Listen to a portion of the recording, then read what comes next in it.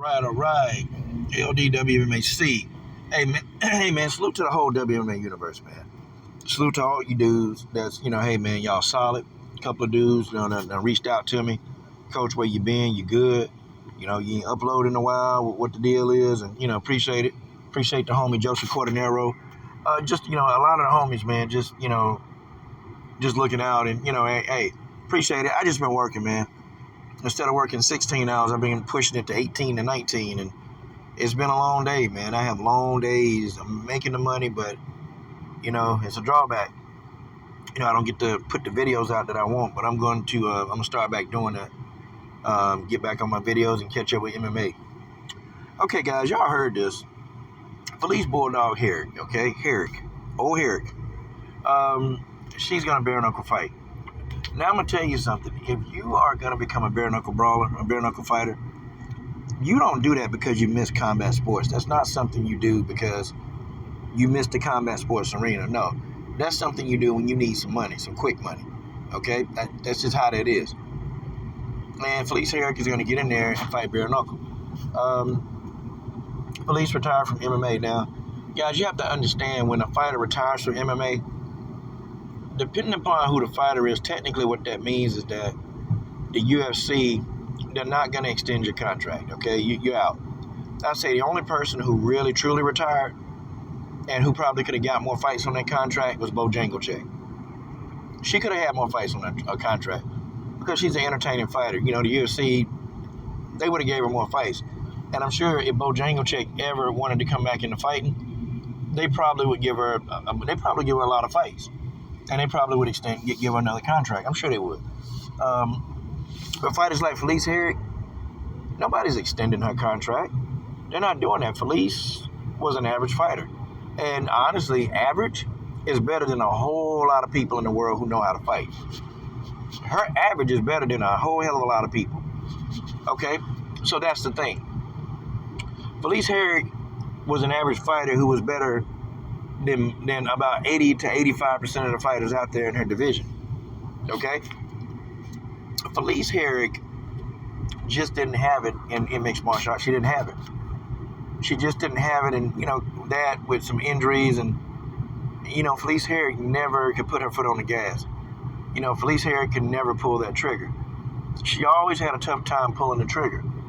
And I don't know, man. She would do a lot of questionable things in the octagon. Very poor decision making. Octagon IQ to me was it was low. Felice had heart. She had a lot of heart, but she just didn't have the skill set to compete with the girls on top. She didn't have that skill set. And that was the thing. So now what does she do? They're not going to renew her contract. They ain't going to do it.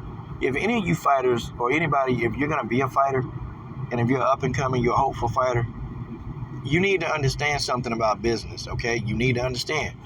And what you need to understand is that, okay, you got, from the time you become a professional, you fight your first professional fight, you got about 3 years, that's minimum, 3 years, to actually, win the fights you need to fight and get into the top 5. You got 3 years.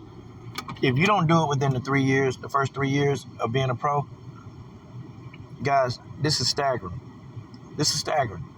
You have a 98.2% chance of not making six figures. And I'm not making that up. You have a 98.2% chance of not making six figures. Folks, that's what it is. That's what you have. Like, you have a low percentage of even making enough money to support your family. And guys, do you know out of not even making six figures. Guys, did y'all know that 88.8% of the 98.2% will never make enough money to support their family? You'll have some people in that 98.2% that don't make six figures, but they'll make enough per fight to support their family. Everybody else, they screwed. They ain't gonna make enough. How many fighters do you see, putting GoFundMes up? How many fighters do you see, on OnlyFans that can't make ends meet? Guys, it is a lot of fighters that can't afford to fight. They can't afford to even do what they're doing. You look at, like, a lot of the Bellator fighters, a lot of them can't afford to do what the hell they doing. A lot of them can't. And we talking fighters in the world. Guys, if you ain't made it by 3 years, you're not going to do it. Like, guys, look, Roxanne Modafferi, it took Roxanne Modafferi over 20 years, okay, to make a 6-figure payday. It took Roxanne Modafferi damn near 20 years to make a one-time 6-figure payday. Guys, it's real. And Roxanne Modafferi grinded for years. And I'm not even a fan of Roxanne. But I respect her grind. At least Roxanne could have quit. This woman had 44 fights? And she done been in some wars, done got her ass whooped, done won some fights. And still, for little to no money, you get in there and you still do it. I gotta respect Roxanne Modafferi hustle. Hell, she kept doing it until she made her payday. She made that one. But I gotta respect the grind. Some fighters, man, you ain't gonna never see 6 figures. You ain't gonna never see 6 figures. And guys, do y'all know of that 1.8% that's making 6 figures? Guys, do y'all know that 0.65%, 0.65%, okay, make 6 figures or more? Guys, that's less than 1 damn percent of the fighters who ever fight in MMA will make $1 million. Ever. Guys, let them numbers sink in. Let them sink in, everybody. Because when you think about it, you wonder, why fighter? Why are you doing this?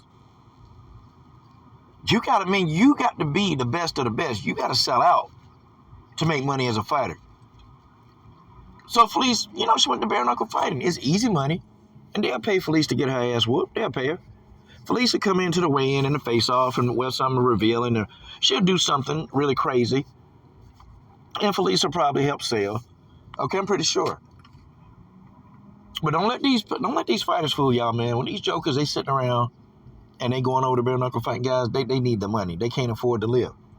They can't, and OnlyFans only gonna go so far, guys.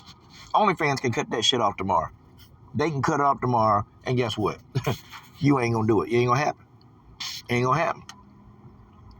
The business of MMA is very brutal. The business is brutal because you got the greedy promoter who they don't want to pay you. They want to pay you the least that they can pay you, and they want you to justify your existence.